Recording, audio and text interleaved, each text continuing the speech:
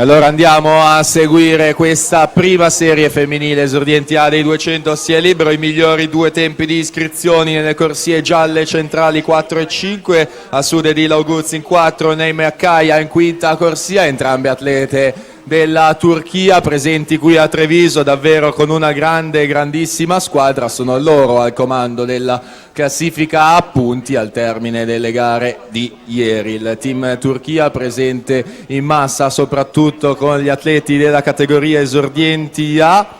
Grandi prestazioni per loro nella giornata di ieri e naturalmente lo faranno anche quest'oggi. Intanto Laura Mion si prende il passaggio ai 50 con 33,01, Jennifer Parolin 33,18 e poi la Oguz 33,41 in terza posizione, ricordando che il record è di Anna Dalfarra 2,23,26, naturalmente ottenuto lo scorso anno, edizione 2015, numero 1 Treviso Swim Cup. Siamo alla virata dei 100 metri, in terza corsia la Parolin, in quinta la Akkaia e poi la Oguz nella loro scia. 1,8,74 la Parolin, 1,9,01 la Akkaia, 1,9,77 la Oguz.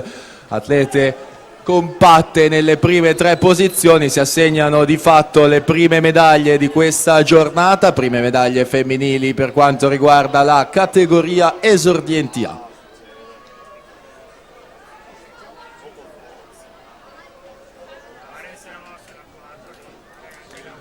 Vediamo la situazione alla virata numero 3, quella dei 150. Noemi Akkaia sale al comando con 36,49, Alessandra Garzetta sale in seconda posizione con 36,04, Jennifer Parolin 37,70 i suoi terzi 50 metri. Siamo agli ultimi 25 di questa gara, il record è 2,23,26, miglior tempo al momento della Morini 2,24,54.